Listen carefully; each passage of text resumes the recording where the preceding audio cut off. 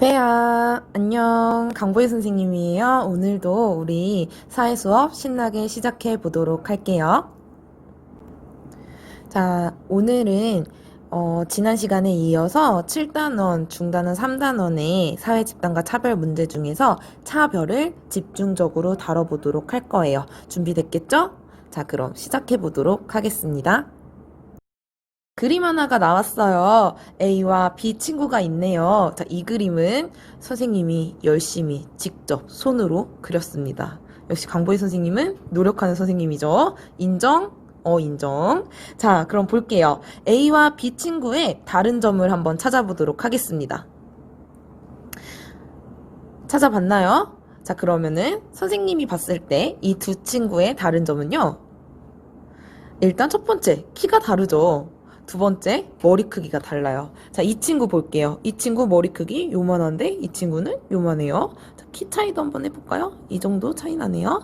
자, 그 다음에 다리 길이 차이 한번 볼게요. 와, 진짜 숏다리죠. 얘는 어때요? 굉장히 다리가 길어요. 차이 나네요. 자, 목이 B 친구는 있어요. 이 친구 목 없어요. 목 길이도 차이가 나고 있어요. 자, 그 다음에 머리숱 한번 볼까요? B 친구 머리숱이 아주 예쁘게 요즘 너희들 많이 하는 스타일, 앞머리 덮는 스타일로 잘하고 있죠. 자, 그런데 A 친구 볼게요. 지금 M자 탈모가 진행 중이에요. 여기 빠져가지고 이렇게 있는 거 보이죠? 자, 그 다음에 여섯 번째, 눈썹 숱. 자, 얘는 눈썹이 좀 이쁘진 않지만 그래도 있어. 그런데 얘는 어때? 눈썹이 네 가닥, 세 가닥밖에 없어요. 너무 슬퍼. 에이, 너무 슬퍼. 자, 그 다음에 일곱 번째 볼게요. 자, 눈 크기도. 얘는 점이야, 그냥 점. 얘는 그래도 좀 크죠? 웃고 있어서 그렇지. 자, 이렇게 A와 B 친구의 다른 점을 한번 찾아봤어요. 찾아보면은 더 많아요. 얘는 팔도 길고. 그쵸? 간지가 나죠? 자, 이렇게 A와 B 친구의 다른 점을 찾아봤는데요. 자, 이처럼 사람들을 구분할 수 있게 해주는 특성을 우리 뭐라고 부르느냐? 차이라고 부릅니다. 자, 다시 한번 볼게요. 차이란 첫 번째, 서로를 구분할 수 있는 특성이다. 자, 두 번째, 다른 것이지 잘못된 것이 아니다. 여기가 굉장히 키포인트예요, 여러분.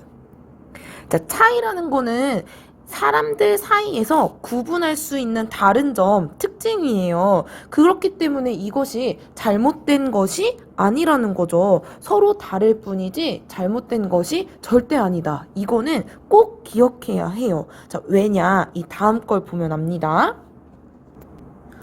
자, 이 그림을 한번 볼게요, 여러분. 아까 A와 B 친구가 있죠? 이 두 친구의 그림이 끝이 아니었어. 선생님이 조금 더 노력해서 그림을 하나 더 그렸는데 무슨 그림이냐? 바로 PC방 그림을 하나 그렸어요. 자, 근데 이 PC방은요, 이용 제한이 있대요. 어떤 이용 제한이 있느냐? 볼게요. 키가 150cm 이하는 갈 수 없어. M자형 이마도 갈 수 없어. 어조비, 어깨 좁은 사람들 갈 수 없어. 자, 몸무게 70kg 이상 못 가. 머리 커, 대두 못 가. 자, 근데 이 PC방뿐만 아니라 모든 PC방이 이렇게 이용 제한을 한다고 해봐.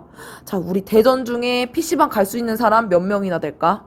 별로 없을 것 같은데. 자, 어쨌든요, 지금 이렇게 PC방에서요, 이용 제한을 뒀는데, 이 이용 제한을 둔 것은 차이를 가지고 이용 제한을 두고 있어요. 맞죠? 자, 그렇게 봤을 때 차이를 가지고 이거는 부당하게 대우한 거죠.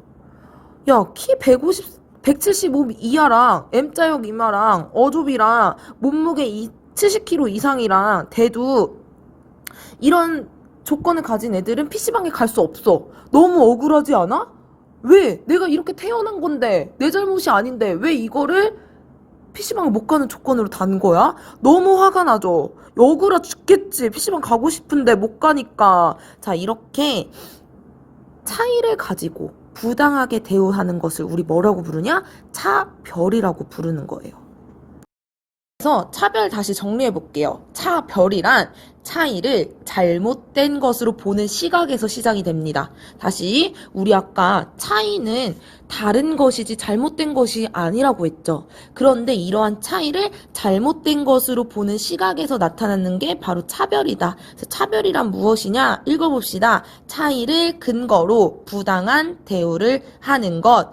내가 키가 작다는 이유로 나를 PC방에 못 가게 하는 것, 내가 몸무게가 많이 나간다는 이유로 PC방을 이용하지 못하게 하는 것, 차이를 근거로 부당한 대우를 하는 것, 그것이 바로 차별이다라는 거죠. 자, 그럼 여러분, 우리 한번 생각해 볼게요. 너희들은 차별을 하지 않고 있을까요? 여러분 학생들, 일부 학생들이 이렇게 말할 수 있어요. 선생님, 저희는 학생이라서 다른 사람들을 부당하게 대우할 어떤 권력도 가지고 있지 않아요. 그래서 저희는 차별을 하지 않고 있는 것 같은데요? 저는 그리고 다른 사람들한테 되게 공평하게, 평등하게 대하는 편이라 차별을 하지 않아요. 라고 얘기할 수 있어요. 그런데 정말 나 자신이 차별을 하지 않고 있는지 한번 알아볼게요. 자, 이걸 한번 봅시다. 지금 선생님이 보여준 화면에 한 가지의 단어와 두 가지의 문장이 나왔어요. 결정장애. 이거 어떨 때 쓰죠? 결정을 하지 못할 때 쓰는 단어죠. 이거 과연 차별적인 표현이 아닐까? 자, 좀 이따 알아봅시다. 두 번째 문장. 희망을 가지세요. 자, 몸이 불편한 사람들, 장애인들에게 우리 한 번씩 희망을 가지세요 라고 할 수가 있어요. 자, 이거 역시 차별적 표현이 아닐까 생각해 봐야 될 부분이에요. 조금 이따 다뤄볼게요. 자, 그 다음에 우리 외국인들한테 외국에서 한국으로 살기 위해 온 이주민들에게 한국이 다 됐네 라고 칭찬을 해줄 때가 있어요. 이거 차별적 표현 아닐까 생각해 볼 문제라는 거죠. 하나하나 한번 따져봅시다. 첫 번째, 결정장애.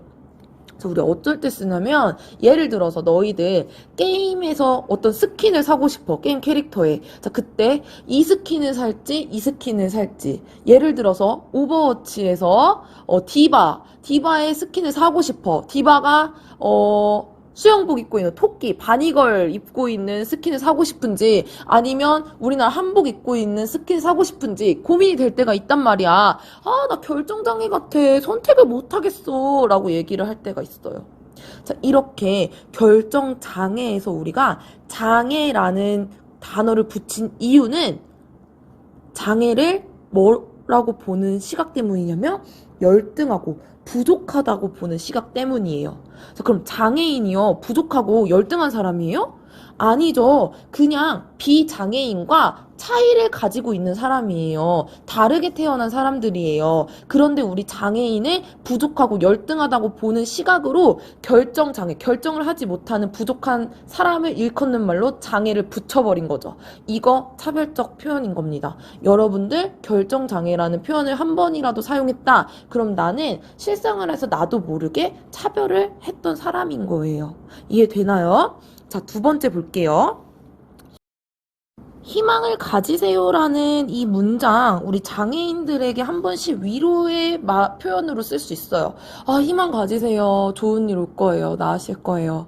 자, 근데 얘들아, 장애인들은 아까도 설명했듯이 비장애인들과 다르게 태어났을 뿐이지 이 사람들이 잘못한 것도 아니고요. 문제가 있는 사람들이 아니에요. 그냥 다르다는 차이를 갖고 태어났어요. 자, 근데 이 사람들에게 희망을 가지세요라고 말하는 이 위로는 이 사람들 당신의 삶에는 희망이 없어요 라고 말하는 거겠죠. 이러한 시각이 들어간 거겠죠. 이런 표현을 한 번이라도 썼다. 그러면 이것은 내가 무의식 중에 차별을 했구나 라고 깨달아야 된다는 거죠. 자, 세 번째 표현 볼게요. 우리 한국에서 살기 위해서 온 이주민들에게 한국인 다 됐네요 라고 쓸 때가 있어요.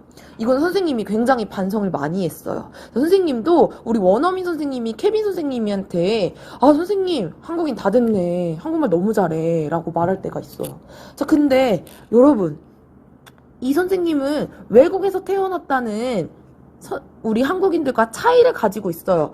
다름을 가지고 있어요. 이거 잘못된 거 아니죠? 근데 내가 이 차이를 가지고 이 사람에게 당신이 아무리 한국에 오래 있어도 당신은 한국인이 아니야 라는 시각으로 이 표현을 한 거죠. 또한 한국인 되고 싶은 마음 없어, 케빈쌤. 근데 내가 한국이 다 됐네. 라고 칭찬을 해준 거예요. 그럼 케빈 선생님이 나는 여기 한국인 되고 싶은 마음 없는데 왜 나한테 이거를 칭찬처럼 말하는 거지? 라고 어리둥절할 수 있어요. 이건 역시 내가 차이를 인정하지 않고 잘못된 것으로 보는 이런 시각에서 내가 할 수 있는 표현이라는 거죠.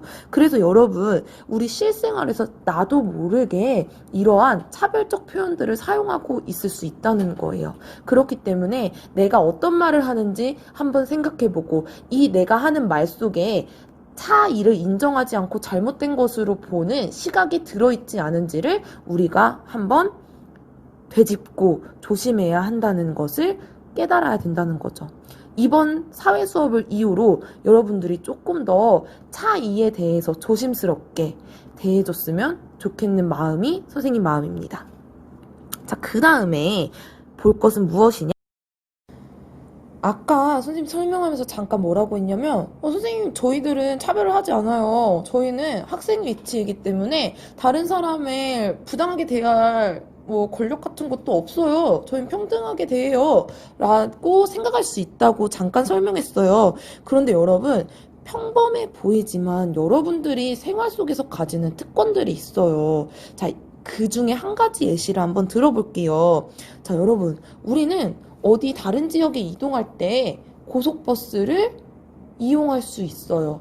그때 우리가 고려하는 것은 딱 한 가지예요. 내가 이 지역에 갈 때 버스 시간이 몇 시에 있지? 좌석이 있지? 이런 것만 고려하면은 우리는 버스를 타고 다른 지역에 갈 수 있어요. 그런데 여러분, 여기 한번 봅시다. 장애인들은요, 고속버스를 탈 수 없어요.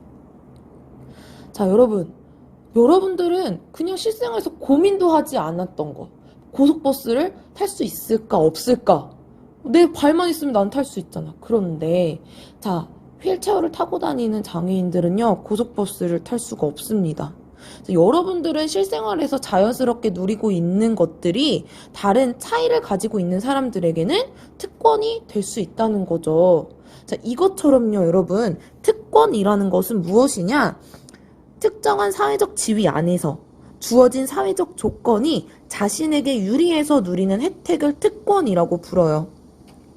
자, 근데 이러한 특권은요, 내가 노력해서 얻었을 때보다요, 그냥 내가 이미 가지고 있는 지위에서 그냥 가지게 되는 특권들은요, 눈치채기가 어려워요. 이것처럼. 고속버스를 탈 수 있는 특권. 이런 것처럼 눈치채기가 어렵다는 거죠. 자, 그래서 선생님이 이걸 가르치기 위해서 한번 생각을 해봤어. 나는 실생활에서 어떤 보이지 않는 특권, 평범해 보이는 특권을 가지고 있지라고 생각했을 때 이미 학교 안에서도 선생님은 너희들에게 미안한 특권을 가지고 있더라고. 그게 무엇이었냐면 바로 학교 안 공간 사용이었어요. 자, 여러분들 있잖아요. 여러분들은 학교에서 허락된 공간만 갈 수 있어. 근데 선생님은 생각해봤더니 학교 안에 어떤 곳을 갈 때 누구한테 물어보지 않고 그냥 갈 수 있었던 것 같아. 열쇠만 구한다면. 근데 여러분들이 만약에 학교 안에서 자기 반 아닌 다른 반을 가야 할 때 그냥 갈 수 없죠. 물어봐야지. 그 반 담임 선생님한테 저 이것 때문에 그러는데 그 반 잠깐 들어가도 될까요? 물어봐야겠죠. 근데 선생님은 그냥 열쇠만 있으면 어딜 가든 제약이 없었던 것 같아. 이렇게 선생님이 학교에서 나는 꽤나 너희들을 차별하지 않는다고 생각을 했는데 이미 학교 안에서 선생님이 특권을 가지고 있었다는 걸 깨닫게 됐어요. 이처럼 여러분이 생활하는 사이사이에 생활 안 속에서 속속들이 우리는 눈치채지 못하는 특권을 가지고 있고 이것은 나와 다른 사람들 사이에서 차별이 될 수 있다라는 거죠. 그래서 우리 항상 이거를 염두에 놓고 한번 자기의 주변을 지켜보고 차별받는 사람들이 있는지 없는지를 살펴볼 필요가 있다라는 거죠. 이해되나요?